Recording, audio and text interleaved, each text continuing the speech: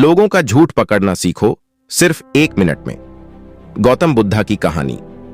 एक गांव में धनी चंद नाम का एक व्यापारी रहता था। उसकी गिनती शहर के अमीर व्यापारियों में होती थी, लेकिन अब वह केवल नाम का सेट रह गया था।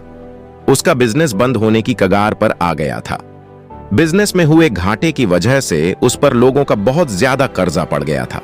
उसके दिन अब गरीबों की तरह कट रहे थे और उसकी हालत का कारण उसका स्वभाव था। वह बहुत ही शांत स्वभाव वाला व्यक्ति। वह दूसरों की बातों पर बहुत जल्दी यकीन कर लेता था, इसलिए उसे मूर्ख बनाना बहुत आसान था। क्यों उसके अंदर थी ही नहीं। लोगों ने उसके सरल स्वभाव का फायदा उठाकर उसे इस हालत में पहुंचा दिया था। उसके कुछ चतुर दोस्तों, रिश्तेदारों और अन्य व्यापारियों ने उसके खिलाफ साजिश रचकर उसे अपनी चिकनी चुपड़ी बातों में ऐसा फंसा लिया कि उसका बिजनेस बंद होने की कगार पर पहुंच चुका था। धनी चंद सेठ इन चालाक लोगों की बातों को समझ नहीं पाया था, लेकिन अब वह अंदर से टूट चुका था। अब उसे अपनी गलतियों का एहसास हो रहा था। एक दिन धनी चंद सेठ के सामने उन लोगों की सच्चाई सामने आ जाती है। वह सोचता है कि जिन लोगों को वह अपना समझता था, उन लोगों ने ही उसे धोखा दिया है, जिसके कारण सेठ हमेशा अपनी हालत के बारे में सोचता रहता और खुद को कोसता रहता। अब उसके दिन बहुत ही तनाव वाले और उदासी के साथ रहे थे।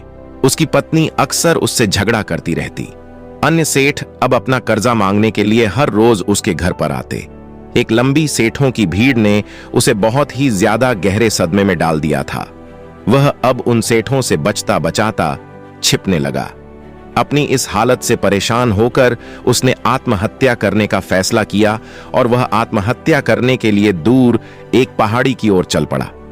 रास्ते में उसे एक महात्मा की कुटिया दिखाई दे। कुटिया में बहुत शांति और सुकून था।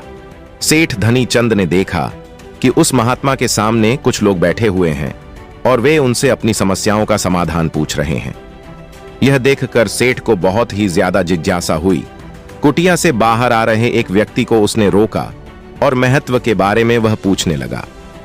उस व्यक्ति ने सेठ धनी चंद की ओर देखा और कहा, वह महात्मा आसपास के सभी गांवों, कस्बों और शहरों में बहुत ही ज्यादा प्रसिद्ध है। वह बहुत ही अधिक बुद्धिमान है। वह लोगों की बड़ी बड़ी समस्याओं को चंद मिनटों में सुलझा देते हैं। वह लोगों के मन की बात जानने और उनके झूठ को पकड़ने में माहिर है, क्योंकि उन्होंने मानव स्वभाव के बारे में गहराई से अध्ययन किया है और इसे समझने में उन्होंने महारत हासिल की है। वह किसी को भी अपनी बात पर सहमत करने के लिए चुटकियों में सहमत कर लेते हैं, इसलिए उन्हें चतुर बाबा के नाम से भी जाना जाता है।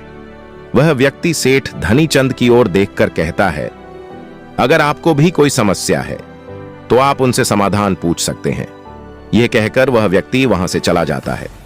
इसके बाद वह सेठ चुपचाप लोगों की भीड़ में बैठ गया और अपनी बारी आने का इंतजार करने लगा। भीड़ को खत्म होने में शाम हो गई। अब सेठ की बारी थी। उसने महात्मा को प्रणाम किया और दुखी मन से अपनी सारी घटना के बारे में बता दिया।